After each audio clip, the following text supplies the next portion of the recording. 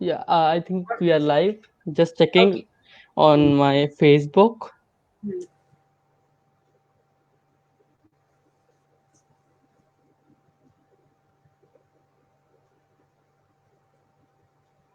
Hi everyone, are we live?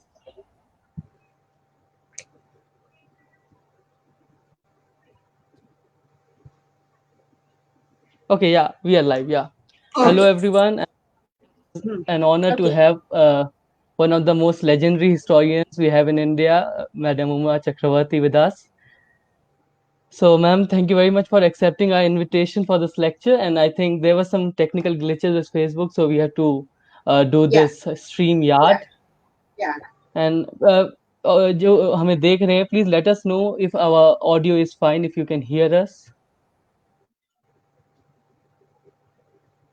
Yeah, okay. Voilena Mahanta says yes. Okay. So I think I have to cut my video and ma'am can start the lecture. Ma'am, over to you. Okay. Okay. So I'm so sorry for the glitches, uh, but here I am, and let's see what we can do with this lecture. The lecture has been announced to you as the critique of cultural practices. Um, I will basically focus on the 19th century the opening up of the possibilities of women's writing to emerge and to circulate,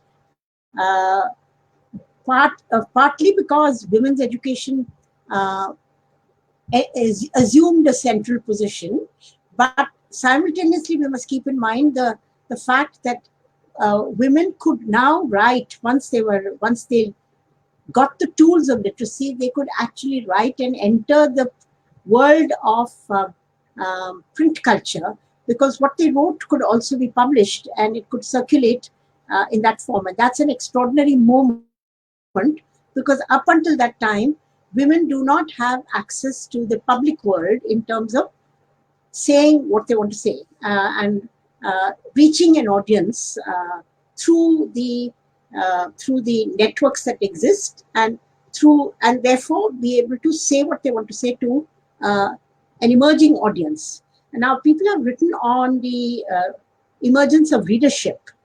So the A.R. Venkatachalapati, for instance, who has written on the emergence of readership in Tamil Nadu and so on. I'm going to focus here on what what was the context and what was the background for um, suddenly, in a sense, creating the moment where women were encouraged or almost often created conditions in which they were expected to enter the world of education.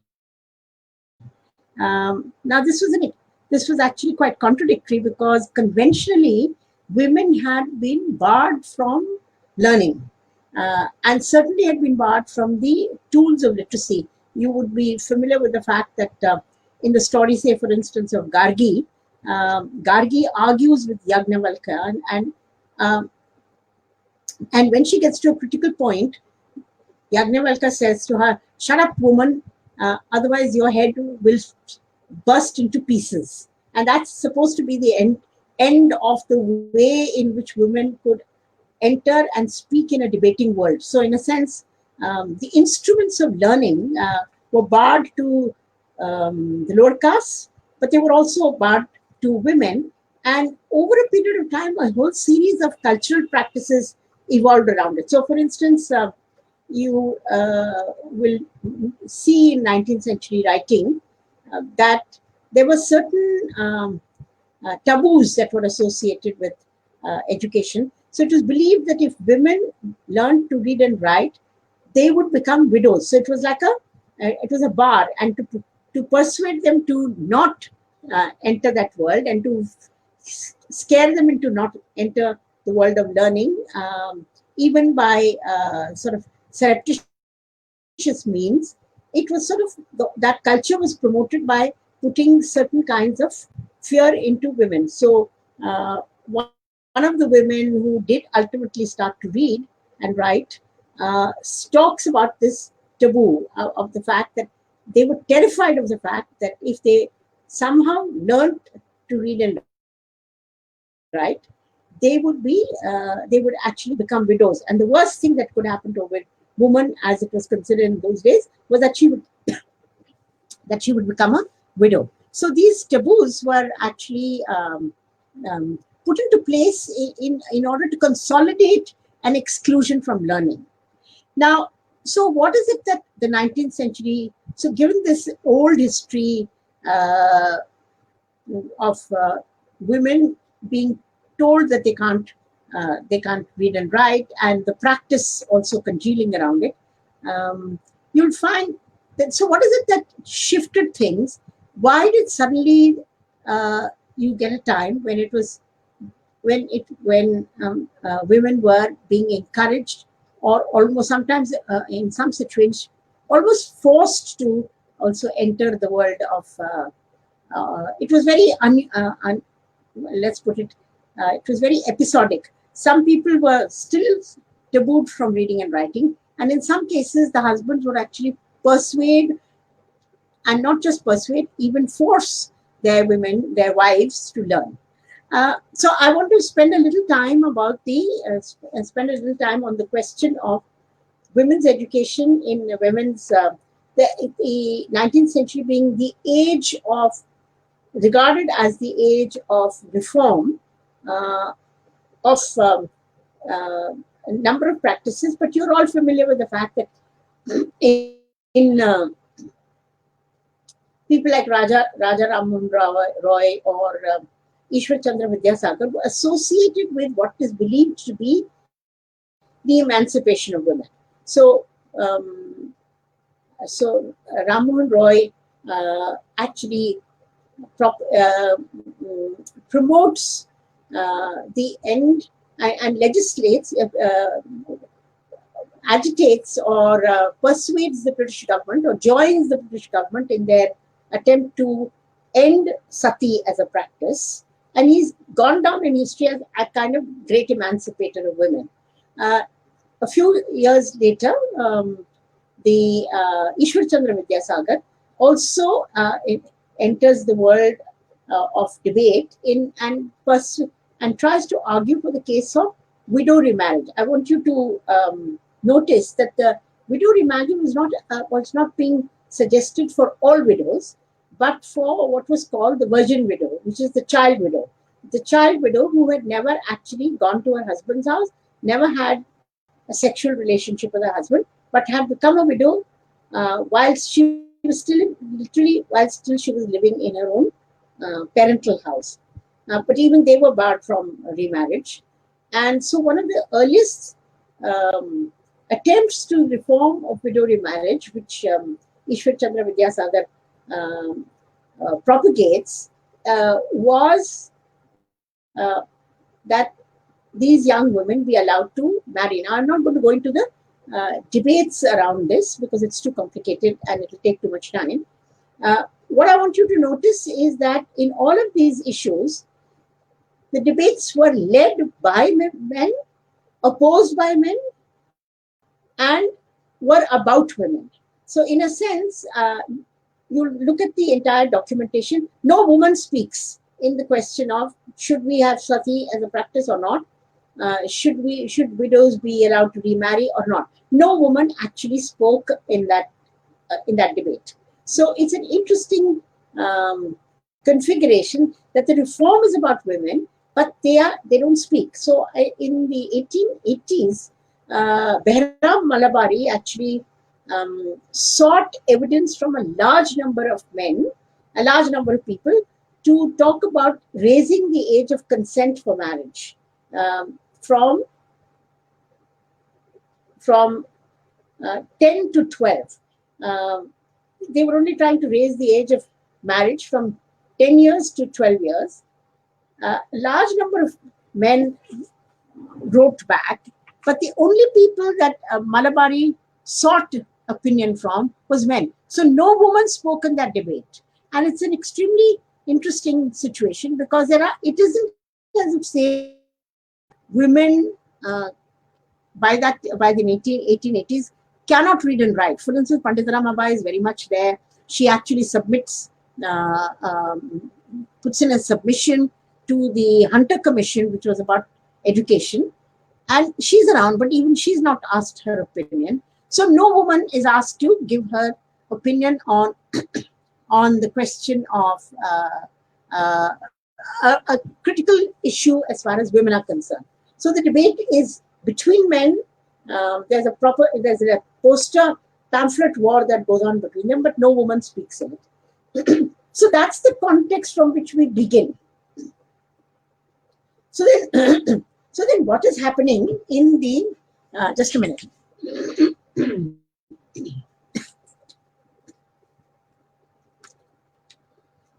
So what is happening in the 1870s, 1880s, that is changing this scenario. So here too, here too, the advance is led by men, most often by husbands of their young wives, who try to now create the circumstances for women's education. And what is it that, why do we get this suddenly in the 1880s, 1870s and 1880s? So we need to go back to the questions of class formation and social changes that are occurring. Now, by the 1870s, a new class of educated Indians is emerging. You're all familiar with the fact that there is the, Macaulay reforms have been put into place, and you now have English education introduced, so that you now have a class of men Indian men, who are coming out with an English Western education, and they are the ones who occupy the positions, basically all the administrative positions. So they are the lower echelons of the administration in particular are in the hands of, gradually in the hands of Indian men. And so is the newly emerging publishing world, but particularly magistracy, revenue officials. These are all, now the administrative positions are all being manned by men, by Indian men. So this whole question of what should this new class of educated Indian men, what is their culture to be like? What kind of people are they supposed to be in order to actually effectuate colonial governance? And what should be their role in, creating a sort of the class formation goes along with also a change in cultural practices, and that is what is being advocated. The emergence of, say, for instance, the individuated family is happening. So in the by the 1870s, late 60s, 70s, and early 80s, definitely,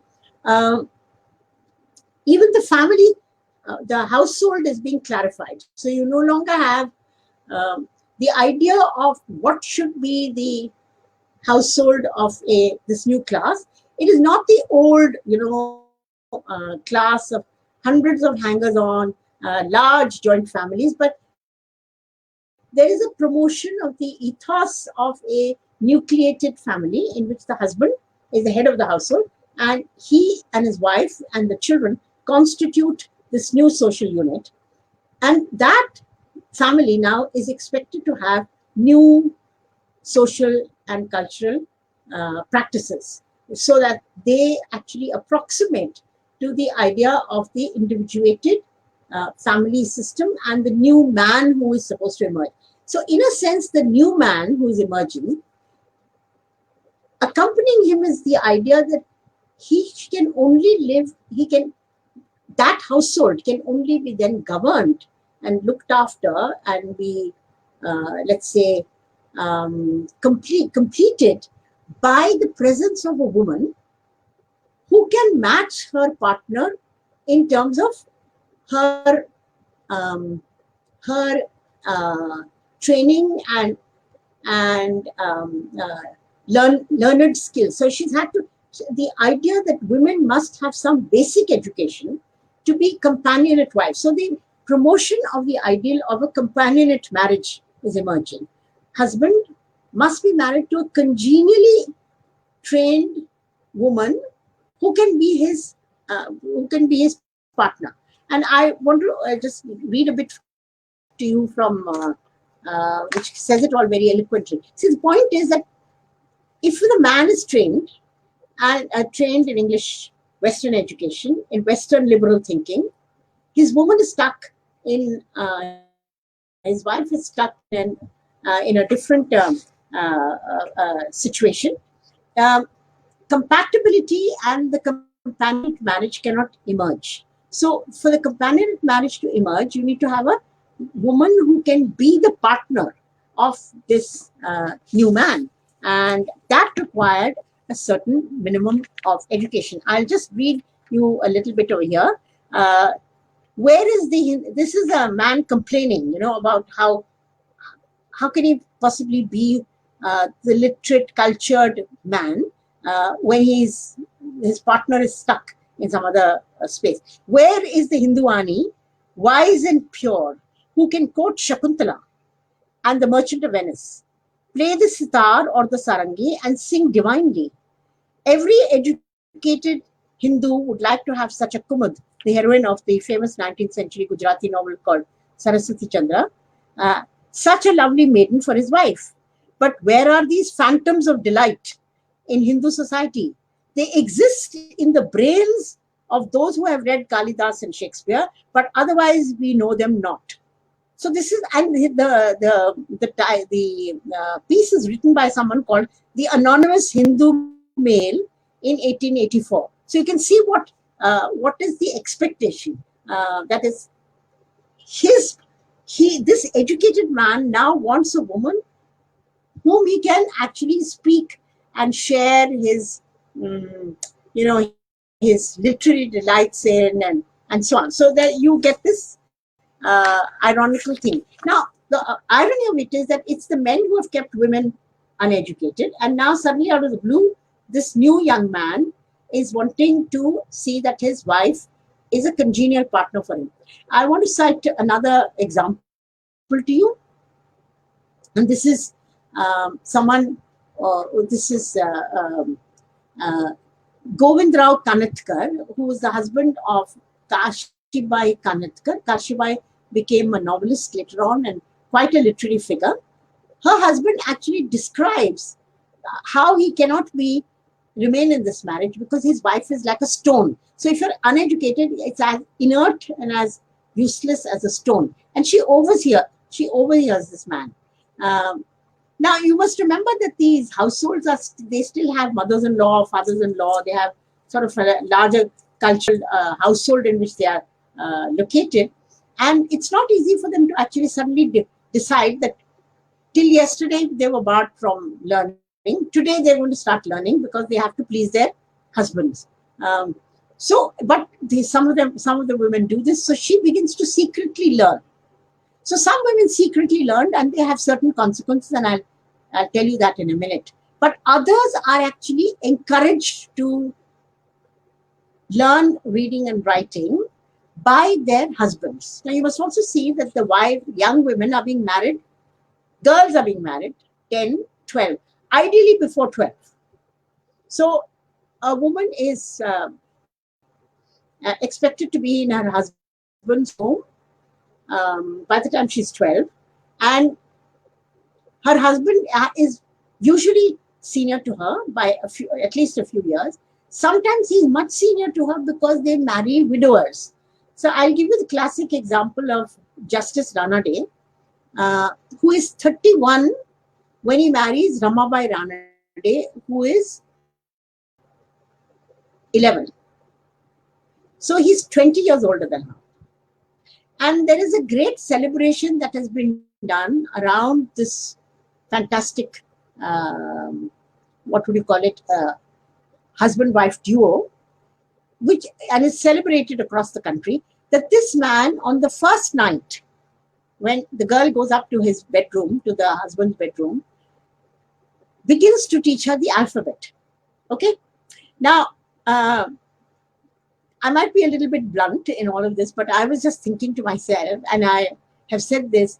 See, what does a 31-year-old man, what can he do with a 11-year-old girl on the first night? If he sleeps with her that night, it's like raping her. There's no other word we could say. So, in fact, he actually converts that moment into one in which he begins to teach her the alphabet. And over a period of time, he not only encourages her to learn, but insists that she learn. So he's not a what would you call it? He's quite a stern husband, and tries to ensure that his wife is continuously conforming to his notion of what the good wife should be. So she starts to learn, and then he also at one point encourages her to learn English. But this event also sets up a great tension within the household.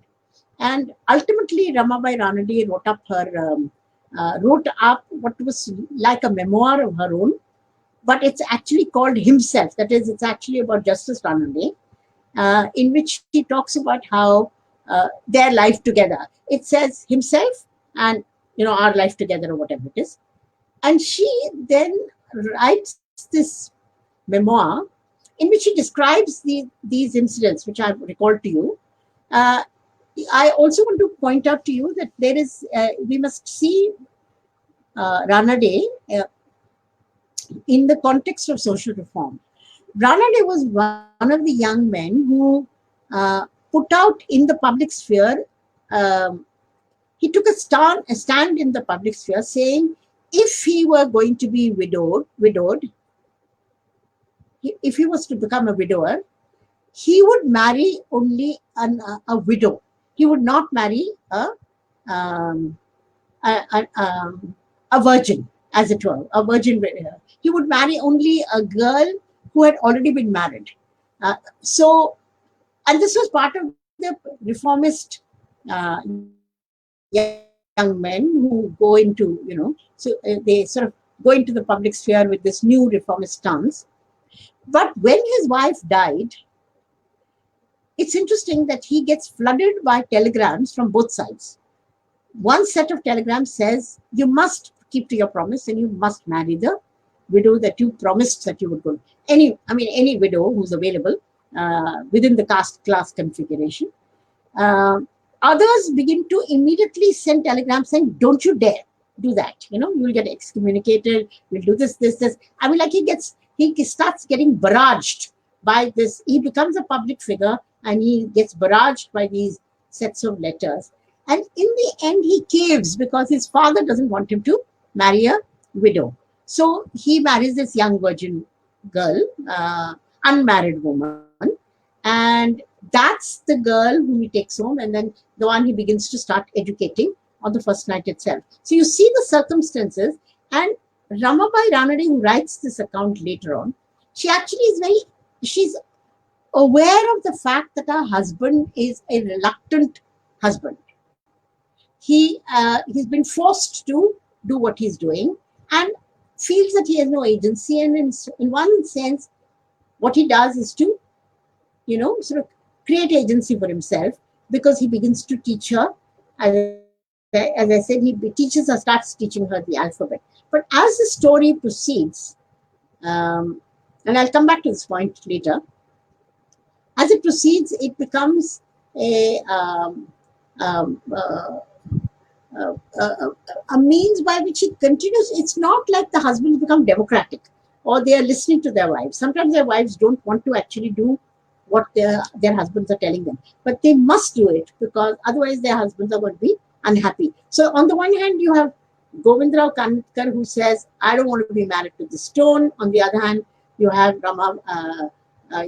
M.G. Ranade, who wants his wife to be educated. So you can see the multiple pressures that are coming on people.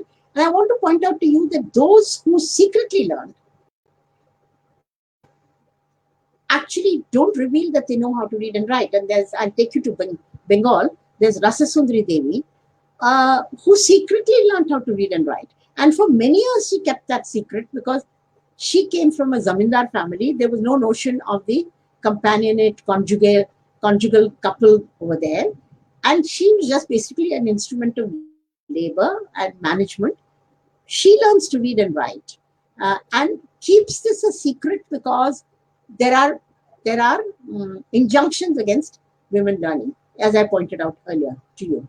So it's a very contradictory moment, but nevertheless, more and more people now demand that their wives be uh, minimally educated, learn how to read and write, and they're looking for this companionate woman who can read some of the texts with them, who can actually be a partner and share their husband's intellectual pursuits and so on, and create a new kind of household. So this is the impulse for a large number of people being put into the whole process of being taught the alphabets.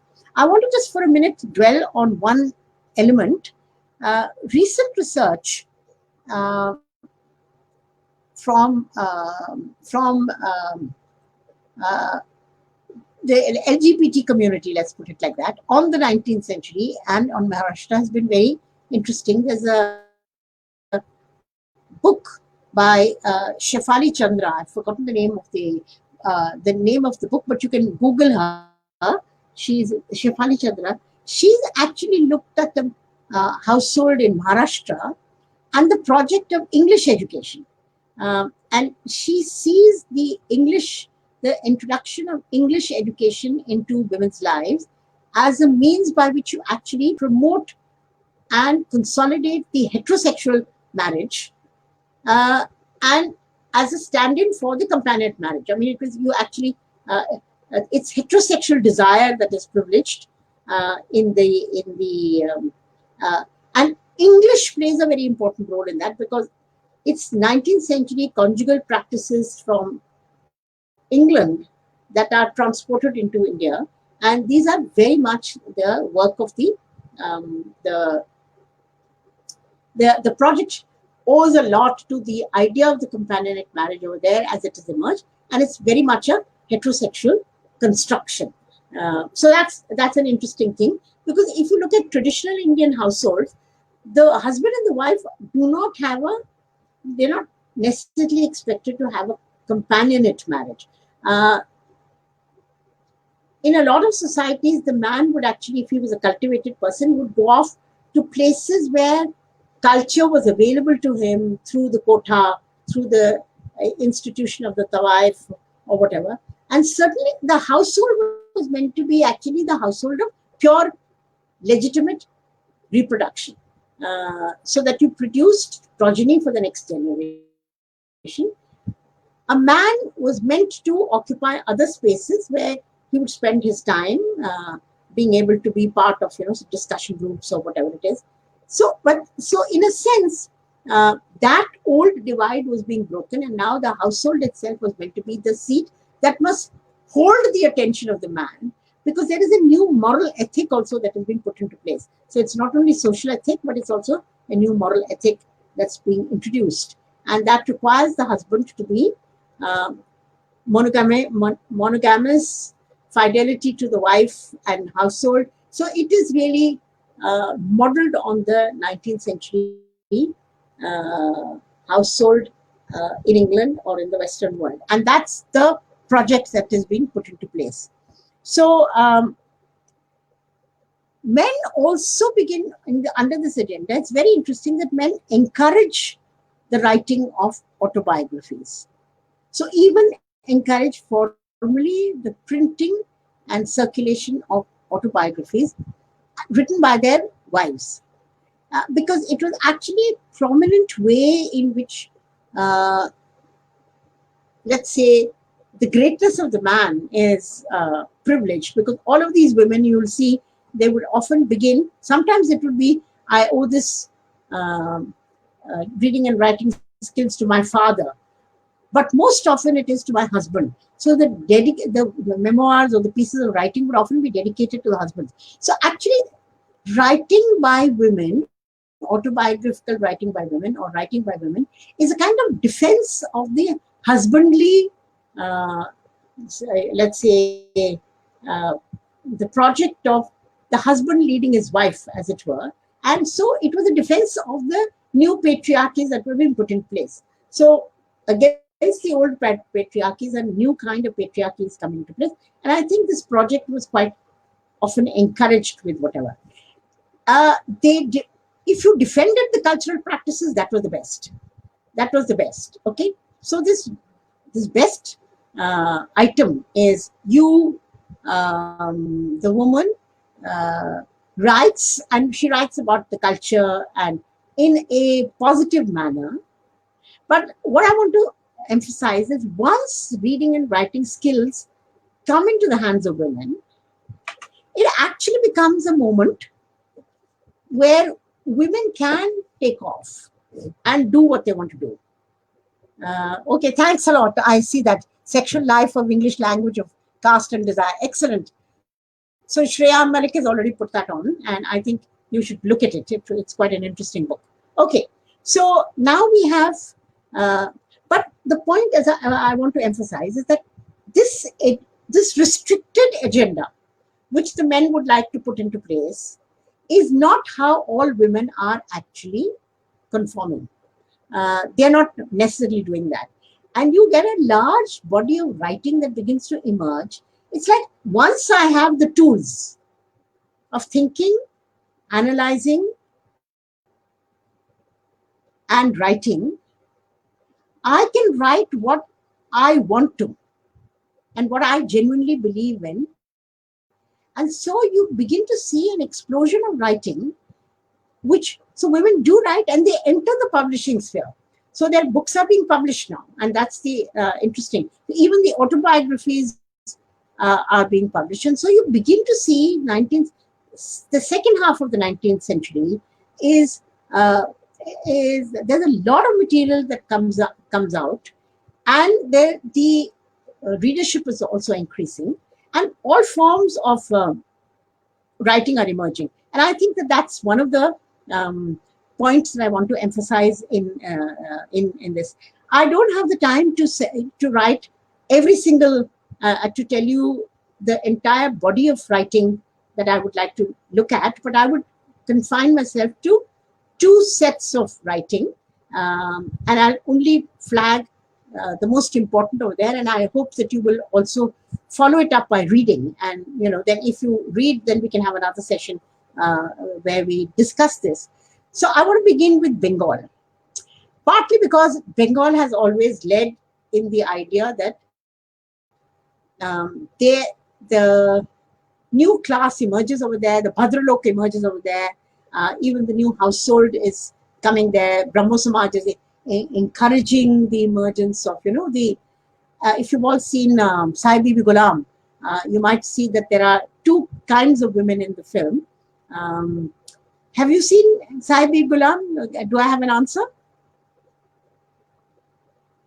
Has anyone seen it?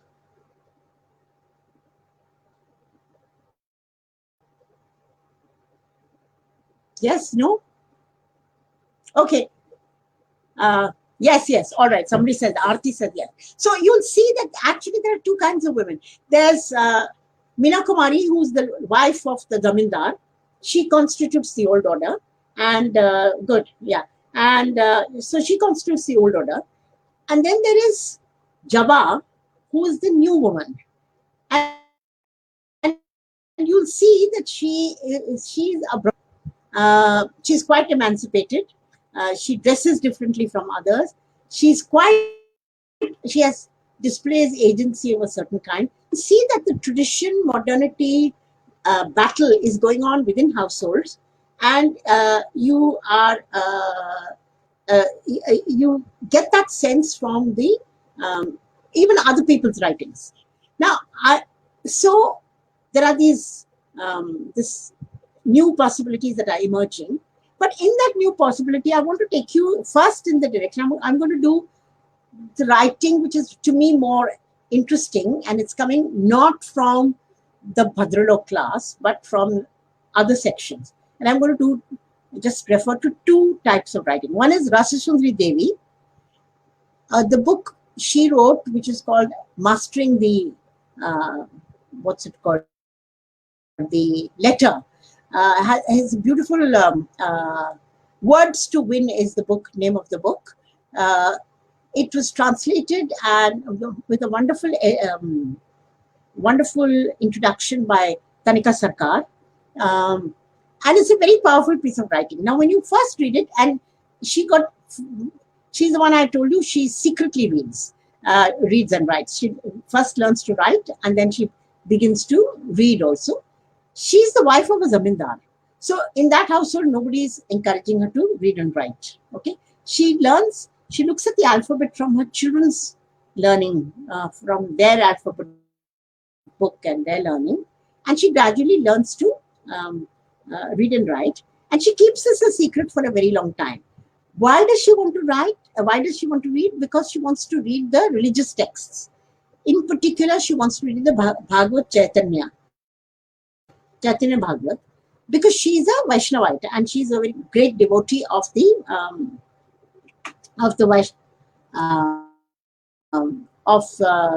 Madhav. Now, if you read that book, you will not see anything terribly radical in it. Okay, it looks like she's just describing evenly the tenor of her life. So one of the things she says is that most moving descriptions is that she says when she's being married off, she's married off at the age of 8. Her mother is already a widow. So she's being sent to her in-laws' house, and she's crying. All the other women are crying because there's this young child who's now going to be catapulted to a totally different household. And this little girl is saying, Mother, writing later, she says, Mother, why did you give me away to a stranger? You must remember that nobody knows their husbands. Huh? They're just being married off to whoever. Why did you give me away to a stranger and to be sent to a prison house? It's actually, the in-laws' house is regarded as something like a prison house. So she's, this description is a very moving description. Then she says, will Madhav go with me? Because that's chosen God. And her mother and aunts and all of them, a whole bunch of women, they're so relieved that she's asking that question, and they say, yes, Madhav will go with you, So Madhav is the only thing she takes. The chosen God, with maybe the little idol, is the only thing she takes from her natal household into the conjugal household. And it is here that she grows up. Now, she, describes married life and what she does and so on. In passing, she refers to very, very interestingly to things that make us see how she uses the pen to say what she wants to. So in one place she says, one time she didn't eat her food for 72 hours. Now, she's from a zamindar family, so there's no shortage of food. Nobody's policing her to not eat. But she just has no time. And she describes that during the 72 hours, children make demands, she has to oversee the cooking, and the karta, that is the head of the household, the husband, has his own needs. So she just gets no time to sit down and eat. 72 hours. So she fasts for 72 hours because she has no time to eat. She's written this in a most routine way. It's like she's not saying, oh, how terrible it was, and, I was hungry, or this or that or the other. She just mentions it and leaves it aside. But we can see and we can read into it what it means to have been a woman and what it means for this woman to record it. Later on, she also describes that she would go to her husband's house. She would be allowed only occasionally to go visit her husband. To visit her natal household from the husband's house. She would carry a letter which said she's allowed to stay there for 10 days, 12 days, 15 days. It's called a chitti. It's a letter of contract. She describes it as a letter of contract. And she must stay only those X number of days and come back. And why is this so? Because the labor of women is actually required in their marital households. So you can't easily allow them to go away. So this is the terms on which you actually, the relationship with the old home is continued. And in one place, she described very movingly that when her mother was dying, she was not allowed to go to visit her. And then she writes, if I was a man, I would have gone, because her brother goes. Goes home. If I was a bird, I would fly, but she's neither, so she cannot see her mother before she dies. And she just flags it. She writes it in a even tone, no anger, no complaint, just records it and moves on. So she says that. And then the most interesting to my mind is the lovely little thing that she says at the end. They say it is Kali Yuga. People say this is Kali Yuga. But her comment is, blessed, blessed Kali Yuga in which girls can go to school. So you just see the power of that, sort of, she's not at all a radical character. But even the power of her thinking and writing and leaving that record is, from my point of view, an extraordinary view into the lives of women in the 19th century who are using the written word to actually speak to the public in a certain kind of way. Okay, so that's one. Second one I want to just mention is also from Bengal. Now, this is a woman called Binodini Dasi, who was a famous actress. She, by the way, performed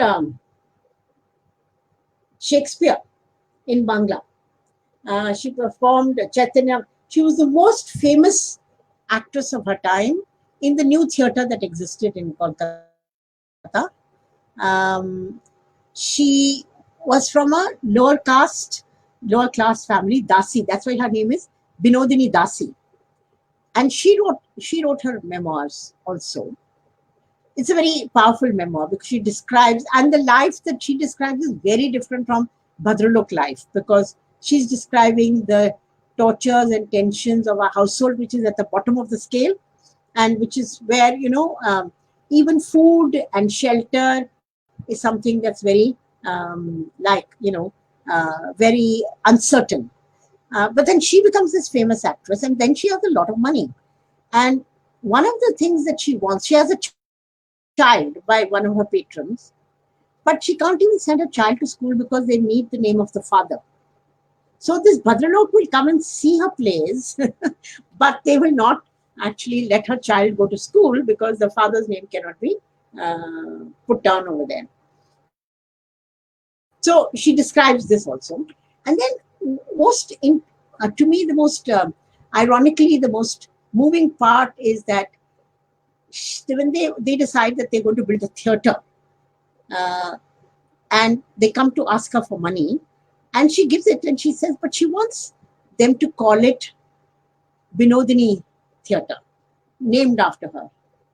They take her money, they build it, but they don't call it Binodini Theatre because then it would be associated with stigma. And instead, it's called Star Theatre. And Star Theatre still exists in Kolkata.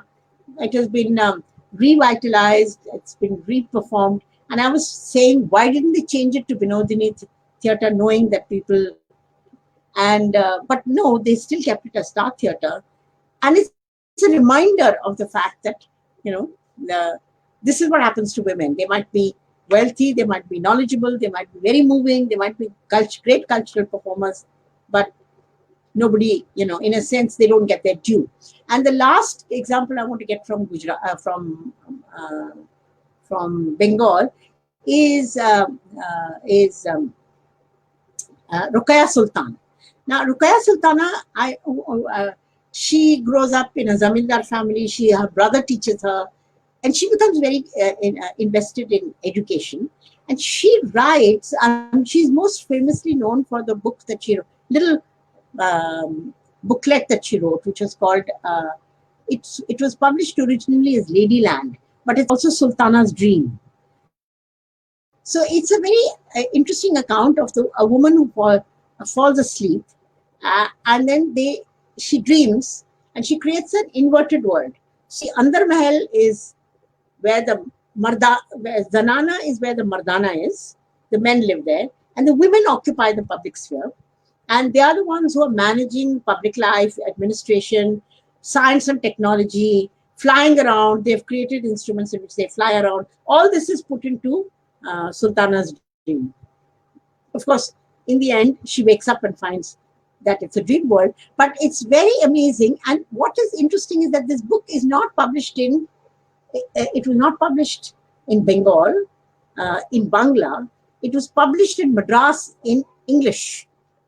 So you have to go that far away from home to be able to uh, reimagine the world in such dramatic terms. But it's a very interesting thing, and sometimes it's put into literature courses and so on. So there's Rakesh Sultan. If we return to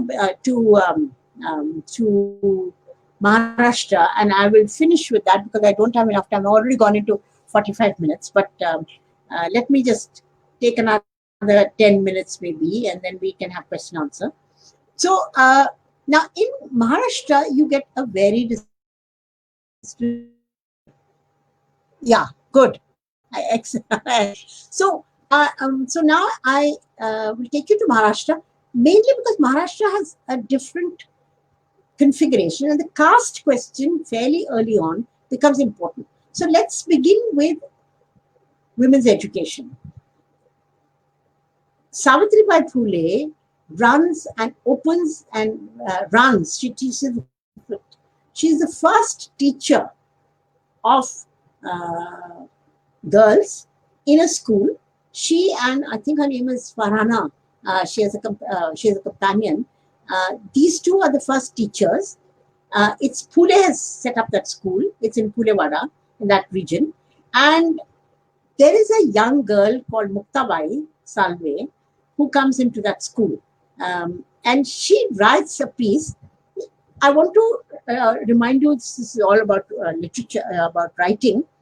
Um, when feminists began to uh, enter the world of writing from a feminist perspective, one of the things that they did was to start, to discover old histories and write them up. But they also spent some time looking at the history of women's writing across the centuries. So there is, you must be familiar with the fact that there is this 2-volume collection called Women Writing in India, done by Susie Tharu and K. Lalita, which has actually accessed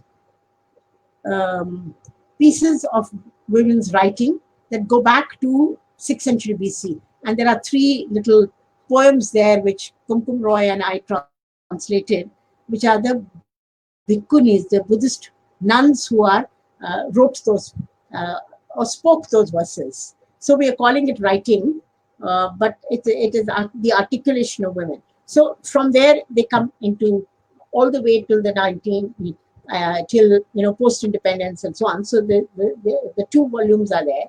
It's very important for us to see what is the history of how women engaged and stopped engaging with reading and writing, and what it does. So Muktabai Salve's piece was republished. It was found in Aurangabad, I think, in one of these libraries in Aurangabad, maybe in one of the missionary papers. I'm not sure its origins. But what is fantastic is Muktabai Salve is a Dalit girl, and she's stake of Brahmanical and of patriarchy. An extraordinary thing. What happened? I seem to have gone off. Yeah. So, so it's a very powerful account in which she actually makes a critique of Brahmanism, of the Peshwai. She talks about the gendered forms of oppressive practices that exist, always informed with the caste element. And it's a classic example of opening up your mind to a critical engagement. Now, Phule is, I always like to say this to audiences because they may or may not know, but one of the things that Phule emphasized was not reading and writing simply as skills, but what he considers to be a third skill that is required, which is the opening up of the critical mind. So it's called the third. He calls it the third eye. Trutiya Ratna is the piece of writing. The third eye is supposed to be the eye inside the head, which can see beyond what the eyes see. So, and what is that eye? It is the analytical eye. It is the critical eye. It is the capacity to deconstruct ideology, to deconstruct what exists in the world, and come to your own understanding of what and how things are. So it's a most important thing, and I believe reading and writing are useless skills if people cannot learn how to critically evaluate what they are reading and writing, and what is the process by which you actually learn to understand and critically engage with your own society. And she's this little, to my mind, this 13-year-old girl has that skill because she's able to deconstruct the ideology and talk about experiences with this critical engagement. And so I think it's an extremely powerful piece of writing and should just be read for what it is. Savitribai Phule herself wrote poetry, wrote a series of, pieces, letters sometimes. But poetry is quite interesting, and recently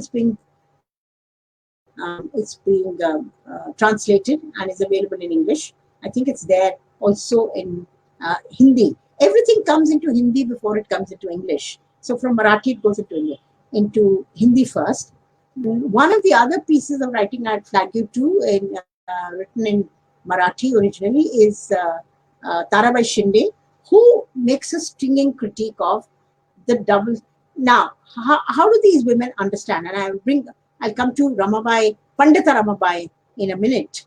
How do these women engage with, how do they understand the world? And what is it that they're writing at this point of time, which allows us to see how they're critically evaluating their society. So it's Tarabai Shinde. Now, we don't have, the word patriarchy doesn't exist at that point of time, either in English, in feminist thinking and writing, even in the West. Patriarchy actually is a term we clarified and we introduced in the form that we understand it today after the 1980s, that is 60s, 70s, 80s movement. Because up until that time, patriarchy simply meant the rule of the father. It does not mean what the feminists made it mean, But so these 19th century women don't know patriarchy in the way in which we as feminists understand it. All they know is that they use, and very powerfully, they use what they call the double standard of morality. One set of rules for the men, another set of rules for the women. And this formulation is how they intuitively understand the power of men over women and the power of men to control ideology, which is extremely important for us to understand, because patriarchy is both institutional, both structural, but it's also ideology, and that is how it circulates. So in a sense, the double standard of morality is very powerful. So Tarabai Shinde just lashes out at the fact that men they're hypocrites. They say one thing, they do another thing. And the story of why she wrote this, it's the only piece of writing she did. She was a non-Brahmin woman, not Dalit, but she was non-Brahmin, Maratha, most likely. She actually wrote, she is motivated to writing this Stri Purush Tulna, a comparison between men and women. because the public sphere is inundated with a controversy in which the newspapers are hysterical about a case in which a young Brahmin widow was found to be responsible for the murder of a child. It was clear that she, uh, if at all, I mean, if you go by the storyline, uh, there's a child that she has. She can't obviously then acknowledge it because there is the chastity frame for women, for widows, and so she can't acknowledge this child, and the child is found in a dust heap, and then the case proceeds against her. Now, what's interesting is that there's hysterical response. So the newspapers and magazines and journals are filled with people who say, "What a horrible woman this is! What has she done? She's vicious, tainted, immoral women." And Tarabai Shinde is so furious with this one-sided attack upon her that she decides that she's going to write. Uh, and this is what she picks up. So she actually says, "Hey, listen, there was a man involved in this. What about him? You know, why is he not the center of criticism? Why is this woman getting all that hysterical?" And then she builds up her case for the double standard of morality. So it's a very powerful piece of writing. It's very angry. It's a very angry piece of writing. And a third piece of writing, and I think I may need to stop at that and may take up other things in question answer. See, she's then there's Pandita Ramabai. Now, Pandita Ramabai is unusual because she was actually educated in Marathi and Sanskrit by her mother, because her mother was the second wife of a reformist Brahmana man of her time. And so Pandita Ramabai grows up knowing she's literate and she's knowledgeable. And she's particularly knowledgeable because they are people who wander from one place to another, wander from one place to another, telling stories, Puranic stories, and being fed by the community. And because of this, she has traveled the length and breadth of the country. Now, her writing is, and I will concentrate only on one piece of writing that she wrote. She became a widow, and then she also became, at some point of time, she was English educated at that stage, and at some point she converted to Christianity because she felt that she needed a religious space and a community in which she could express herself without being stigmatized all the time, perhaps. Now, I'm not going to that area. I'm concerned with the fact that she wrote a very important book, which is called The High Caste Hindu Woman, where she constantly evokes the double standard of morality. So she's a very powerful piece. In some place, she builds up a story. The book is about what high caste Hindu women experience. And she starts with childhood, then she goes to marriage and wifehood, then she goes to motherhood, and then she goes to widowhood. Those are the 4 stages that she builds up in her account. It's a parallel to Manu's Grihasthashram, Brahmacharya, Grihasthashram, Vanaprastha ashram, and finally to sannyasa. So you can see how clearly she's playing that off. And what she does marvelously is to, at some place, she puts together rules for the widower, rules for the widow. So she presents the rules for the widower first. No, for the widow first.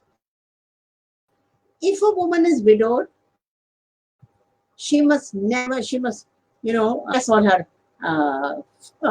her desires. She must eat only one meal. I mean, whatever, the whole series of rules that are laid down for women. And she must never, never bring the name of a man upon her lips.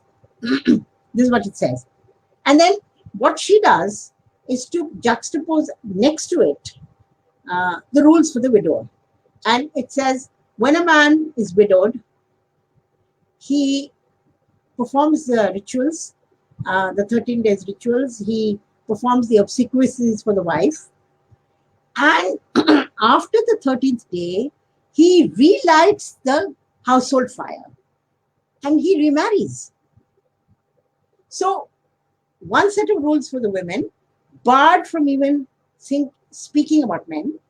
And the next to it, she places this account in which the man can remarries. And because the household fires have to be lit, and that includes the sacrificial fire. So it's a marvelous account of, very powerfully written, where she brings all kinds of issues into her under her ambit. I'll cite only one more to you just for fun. She describes, for instance, that, see, she's a very intelligent woman who's using all the material that is accessible to her at a given point of time. So she's using census material from the 1881 census, in which the census data says that in Rajasthan, 300 little girl children are described as dying before the age of 3 months. In the census, they are accounted for like this, because the hyenas picked them up and taken them away. Okay. Now, she writes, she says, very strange hyena, that it only picks up girl children, doesn't seem to pick up the boy children. And it's exactly the kind of argument that we were forced to make when the dowry murder started, and when the stoves were supposed to be bursting in the hands of these young widows, and they would be described as having died an accidental death. And we started to say, very strange stove, it only bursts in the hands of the daughter-in-law. It never seems to burst in the hands of the mother-in-law. So you have to actually break down the way in which that ideology was circulating, or made to circulate, and normalized. So in a sense, this writing is, and there's so much more. I'll end with just Rakhmabai. Rakhmabai is a very famous story. You should read up. You can read my book, the Rewriting History, The Life and Times of Pandita Ramabai. I think it's an interesting piece of writing, and it's certainly full of information. So in Rakhmabai's case, and I will close with her because I'll go back to the original point. Men can expect to have a educated wife. A woman cannot expect to have a companionate man in her life in the 19th century. So Rakhmabai she was a Sutar. She was not a Brahmin. She was the daughter of a reasonably well-off man who died and left a house in her name. His wife remarried because that community, the Sutar community, allows widow remarriage. And Rakhmabai's stepfather was a doctor. So she grows up educated in a proper way, and at a critical moment, she's married off. Everybody married, they are 13 or 14. So she's also married off. And then that marriage, and the idea is that the boy will come and live in the girl's house and be educated. And then finally they will, so this Gharjamai is an institution to train him to be a sort of, let's say, a companionate husband for this new girl, for this new type of girl who's being encouraged to come out, and who went on to become a famous doctor. But this girl is this married out. Now, unfortunately, the man she marries and his relatives are not interested in this boy being educated. And at some point, they demand that this girl comes and lives in the husband's household with his relatives. He doesn't have his own home, with his relatives. and the idea is that Rakmabai uh, should move, and the subtext is that she would bring the assets that she was supposed to have a title to, which is that house, for into this household, because it's actually very much about money. Now, Rakmabai refuses to go. She also says, and in the case, she says, I was married before I was of the age of discretion. She basically says, I will not honor this marriage, and I'm not going to go and live in that house. And she, the court case, the husband has filed a case for restitution of conjugal right, and he's forcing his wife to come and live with him. But this girl refuses to go. There's a huge court case. And by the way, I wanted to tell you that that marriage has never been consummated. Okay, so they're both young. The girl is 13, 14, and he is maybe 18, 19. Anyway, the marriage is unconsummated. So it appears that when the matter goes to the court, the judge has to take a position now on forcefully sending her to the husband's house, and in a sense forcing a consummation, which is actually what Rakmabai is refusing. Okay, now that judge cannot do it, and the lower court, and he decides in her favor. Then there's a complete hysterical outrage all over Maharashtra, and the case goes to the High Court, by which time there's utter slanging match going on in the public sphere. Rakmabai is very poignant.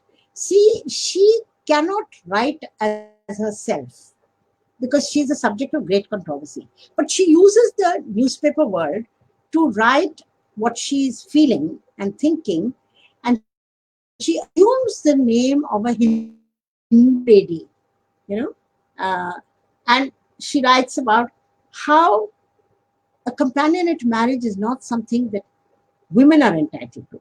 That there is all these constraints, and that marriage itself must happen within the community.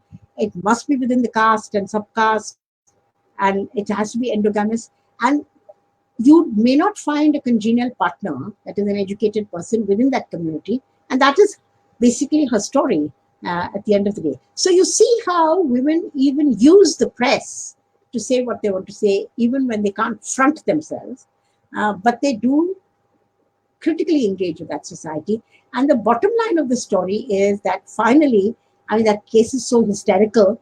In the end, they decide that Dadaji, that is her husband, and his family decide they do an out-of-court settlement. It's before that. See, it looks like she has to go to jail.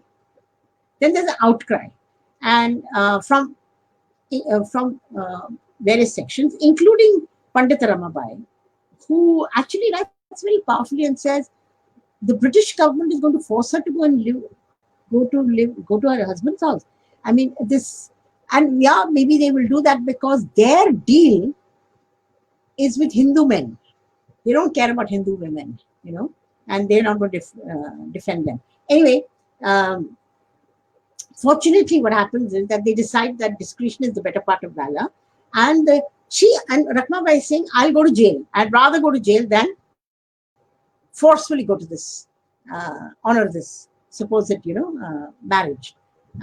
So she refuses consent, and in the end, because it looks like she may have to go to jail, and that she's obstinate to have to do that, they decide that, okay, we'll do an out-of-court settlement, and she has to give this guy, Dadaji, and his family 3,000 rupees to exit the case, and for the case to be withdrawn and for the marriage to be closed. She went on to finally traveling to England and studying to be a doctor, and she retired as the chief medical officer of the Surat General Hospital. And in that set of photographs that I sent out for, which is in your poster, she's the third woman.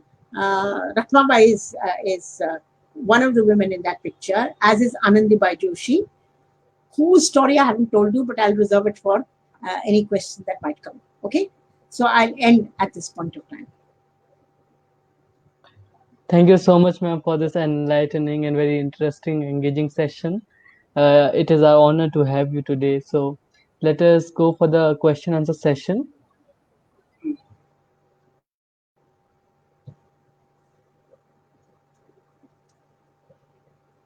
Acha. Huh. Yeah.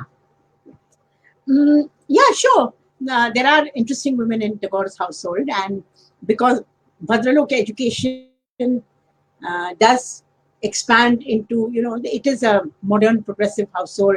You must remember they are Brahmo Samajis. I'll come to this question in a minute, but Tagore one.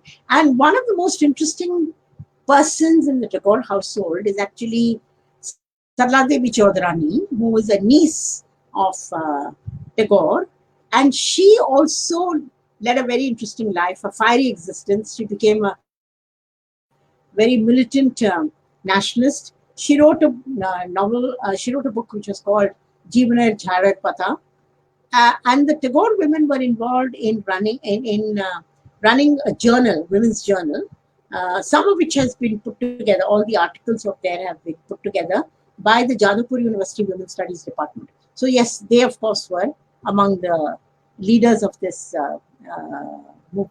But I am not sure, except for except for what's her name, Sarla Devi Chaudharani. I'm not sure that a really such a critical stance um, like Pandita Ramabai or Tarabai Shinde, that kind of polemic I haven't seen in the Tagore household writing. Yeah. The second question was, what was that second question? Let me flash it again. No, there was an earlier question. Yeah, that one. Well, people don't like to talk about their history in the way, uh, uh, well, let's say they don't like to look at it in feminist terms, but it's absolutely true. Widow remarriage only meant the child widow. There's no adult woman. And I'll give you an example. Say, for instance, you must have heard of the famous Maharishi Karve, uh, who opened who was actually the founder of the SNDT universities. Okay. Now, he married a child widow. Okay. And but she never did work for the widow remarriage. His sister-in-law, that is his wife's elder sister, was an adult widow with a son. She was not married. She was never remarried. And she, in fact, wrote a book which is also called The Hindu Widow. It's a very interesting book where she actually speaks about, she's an interesting woman, but uh, she's very separate. She must now sublimate her life through doing constructive work, which she does for the widow's home. She even traveled all the way to America to raise money for the widow's home. So you see that there's a kind of division between the adult, the older widow, and the child widow. And if you look at the 1856 law, you can see how the law is framed in a very interesting way, in which the child widow has to be ceremonially married. She ceases to have rights in her first husband's home, uh, and her father must give her away. She can't give herself away. The child widow cannot actually say, "I will marry this guy." She must be given away by her father, who disposes of her sexuality, as it were, a second time. The adult widow uh, can negotiate her own marriage. So there's a way in which you privilege the child widow, the virgin widow, as the pure womb that is still, now something. It's unfortunate that she was tainted with widowhood, but she's actually untouched by any other man. And so her marriage has to be performed as if she was that, given away by her father or by her male relatives in a certain kind of way. So that's, yes, it's not. It took a long time for the adult widow to be acknowledged as someone who can and should marry. And I can remind, tell you, if you look at the 1950s films, Hindi films, you'll find this question coming up. Matlab, there is a discomfort with the adult widow remarrying. But of course, you must remember that this is about caste as much as it is about marriage. The middle castes, like the Jats and the Marathas and so on, their widows were remarried, but in a lower form of marriage, like the Chadar Odna, the Chadar Phekna. And you can look at the work of Prem Chaudhary, who describes another kind of oppressive custom in which the women are forced to remarry, but they must remarry only their husband's kin. So a husband's brother or his cousin or whatever, so that your labor and your sexuality stays within the household of the house to which you were married. You can't marry anyone that you choose to marry. So there's very interesting ways in which caste plays a role in widow remarriage.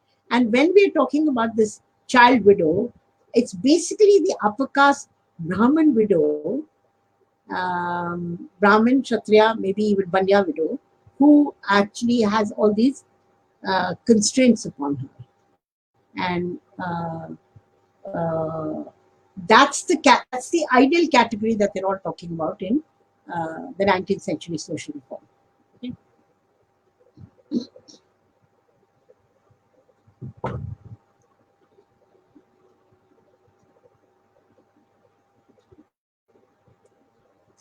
Well, you see, this explosion, the writing, once it starts, even, see, many of these women were educated basically in their own mother tongue.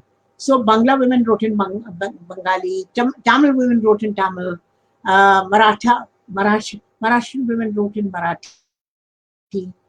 Bulk of the writing came in their own languages, in their own respective languages. And it circulated. And then ultimately was picked up for translation or not. But the readership was primarily a vernacular readership that emerged in each region. But you will see some of these indices. Even someone like, what's her name? Tarabai Shinde writes in Marathi. Mukta Vaisalvi writes in Marathi. They are translated into English afterwards, many years later, not in their own lifetime at all. So they don't circulate beyond their own regions in that sense of the term. Okay?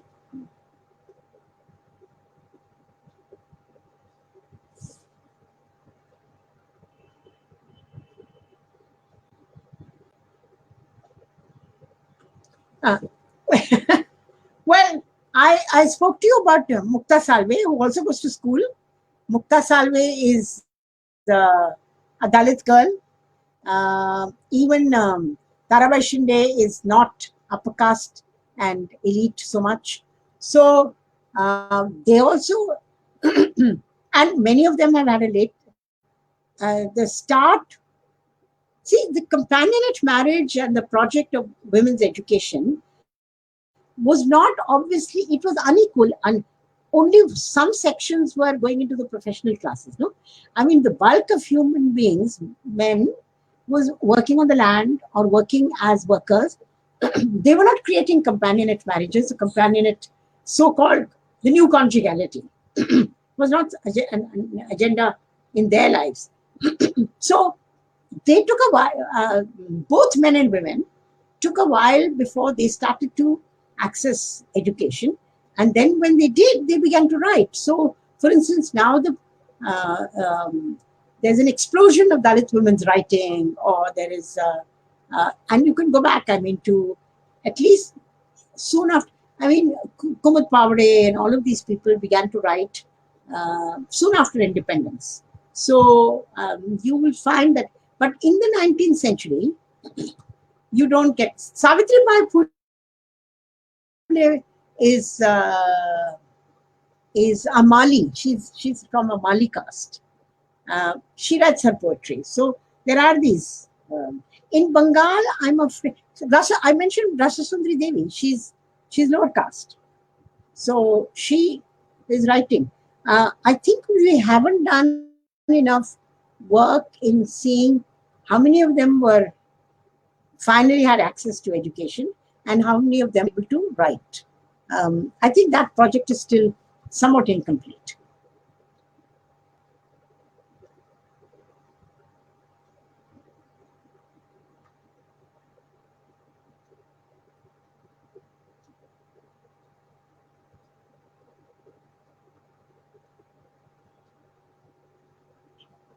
Yeah. Okay. Um, Yeah, I think on the see the English Mem Saab is in some way the companionate English marriage, the marriage of the Western the rulers is to some extent the model for the elites that are emerging within India, uh, and it follows a similar trajectory. For instance, uh, learning how to run a household, train the children in hygiene, running a. Parvati Attawala talks about sort of how the house must be made a place where a man wants to come to. He should not want to go somewhere else, for his entertainment. He needs to be looked after and invited into his own home in a certain kind of way. And that's that project, which is actually modeled on the rulers and their households. So that's but as I said, you can't once women access learning, they don't stay within the agenda. Then they actually do their own thing, and um, you can't have a stronger critique of um, a double standard of sexual morality than Tarabai Shinde and Pandit Ramabai. They're quite amazing. And even someone like Anandibai Joshi, whom I didn't mention to you, but she was actually, she traveled to America to become a doctor. She came back and died soon afterwards. But when she was in the US, she defended child marriage. When she came back, and she always defended Brahman patriarchy. But in her letters, she actually writes in a way that she's making a criticism of violence. I didn't mention domestic violence to you, but domestic violence is mentioned in a lot of the writing. So Anandibai Joshi remarks on her husband school, forcing her to go to school, forcing her to travel and become a doctor, okay, and at the same time, actually um, uh, um, doing all of that stuff. And she remained this good Hindu wife. But when she wrote letters to him, uh, she reveals a critique of the violence. This violence is sitting just under the surface.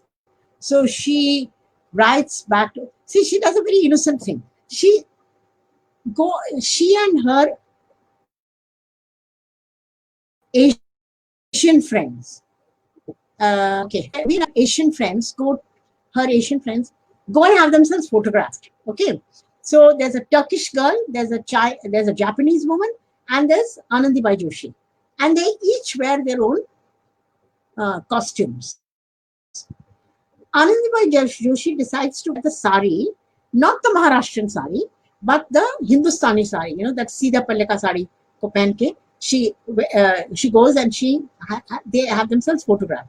She sends this photograph to her husband, sharing it with him, and he writes back and says, "What was the need for you to shift to this form of sari? See, he's sitting 3,000 miles away. and he's policing her activities. क्यों कर क्या रही है, क्यों कर रही है? So, he says, what is the need for you to do this, and whatever. So she writes back saying, she didn't think there was anything particularly wrong, and she said, in any case, this sari forms. He's wanting her to wear the Maharashtrian sari with the tuck between the legs and so on, which is like actually much more, your feet and all are much more open to thing. You can't even wear socks and shoes and stuff like that. This photograph has been sent from the US. So anyway, so she says, okay, sorry, I did this and whatever. But then she says, but this too is the costume of our country. So what's the big deal? She's suggesting. But the best part of it is that she, in her letters, she says, when I was 10, whatever, you threw chairs at me, you were violent with me, and and then the husband is their lord, and there is no constitution except the constitution of the basically of the male dominance. And so there is, even as they're defending Hindu patriarchy outside, there's also this sort of underside in which they do reveal themselves. So I think that actually reading people's material is very interesting, and the letters are actually a place where you find some of this coming out. There's also the very powerful writing by Lakshmibai Tilak, where she describes incredible violence within the household, domestic violence. Okay. Last two questions. Let me take them together. Okay. Okay. All right.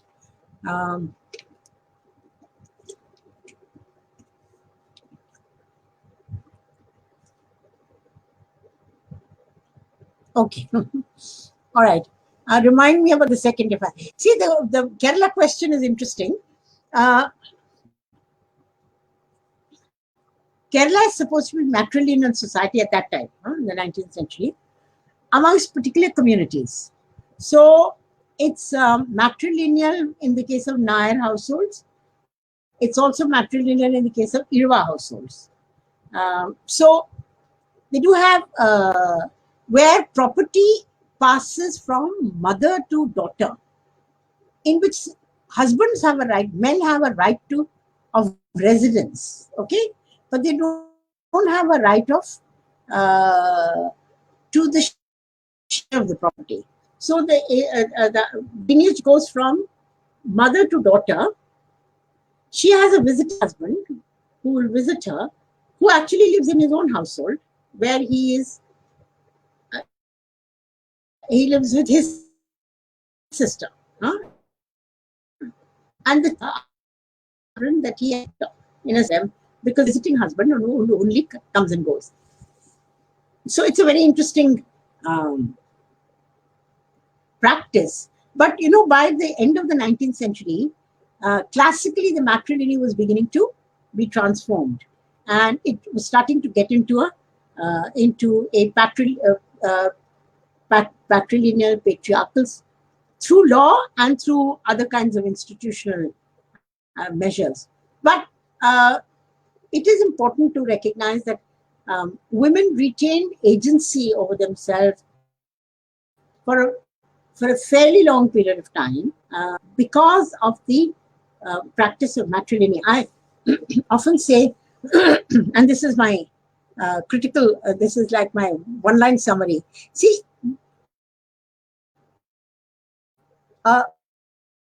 system be equal, qualitative, both not, there should not be one-sided, whatever it is. Bilateral lineage is better.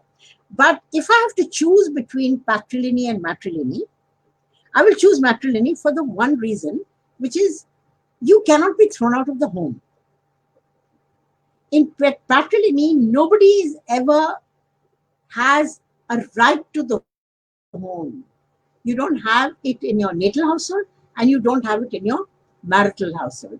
So it's women are essentially homeless, living under the, let's say, the um, under authority and control of a man, always, who also has the capacity to throw you out of there. So it seems to me that, and with respect to that, Rakesh Sultan wrote a powerful piece of writing, which is less known. It's called Ghar, and it's about the essential homelessness of women in patriarchal societies. You never have a right of residence anywhere.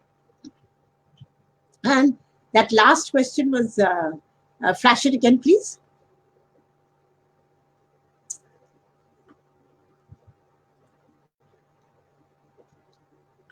Uh, see, this you're actually citing.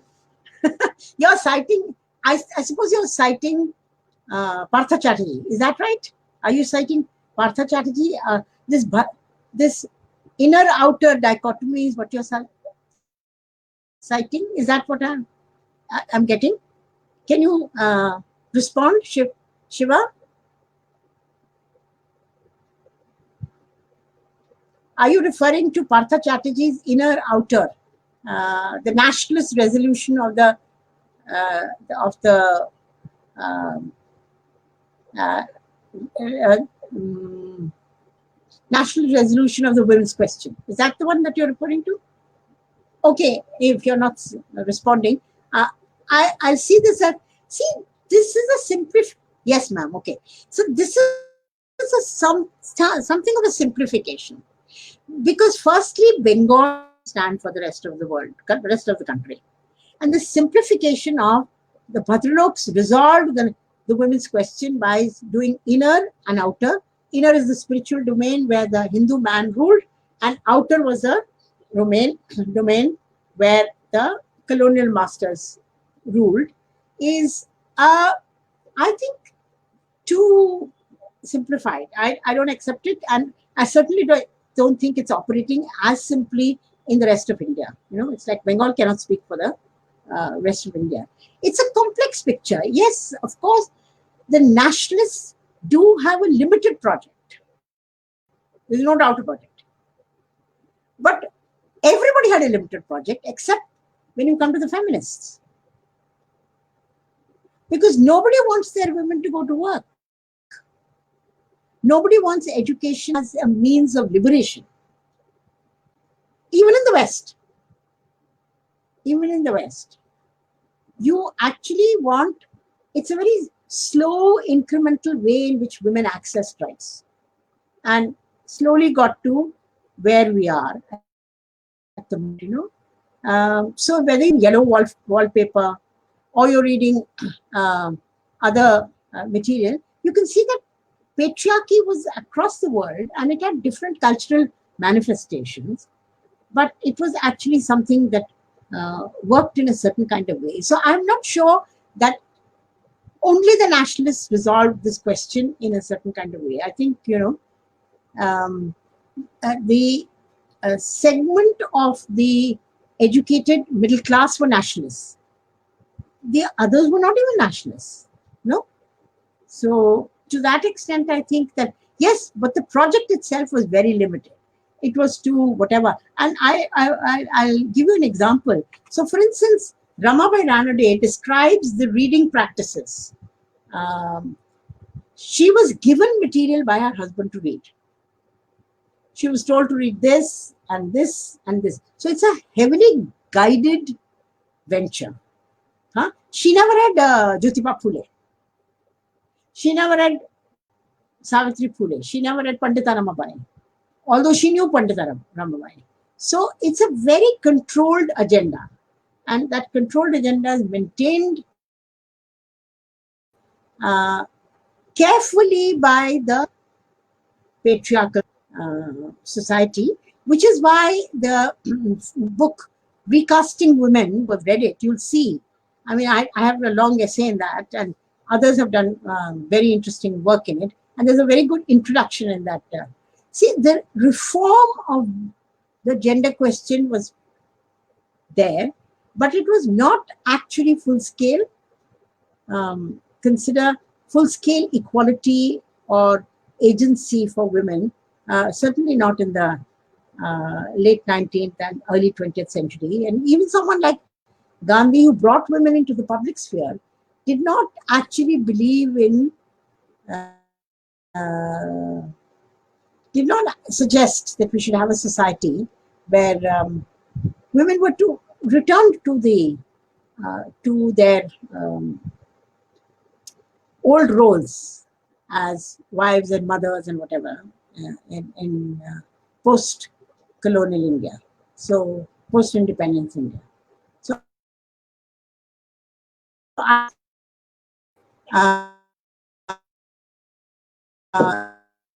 it's late 1970s and 80s.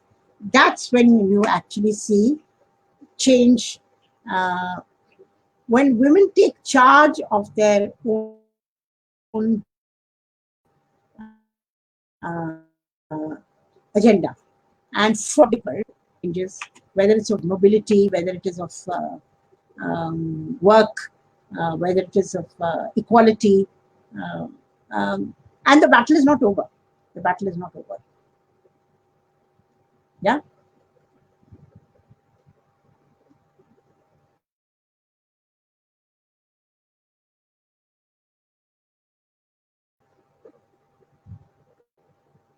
Nice.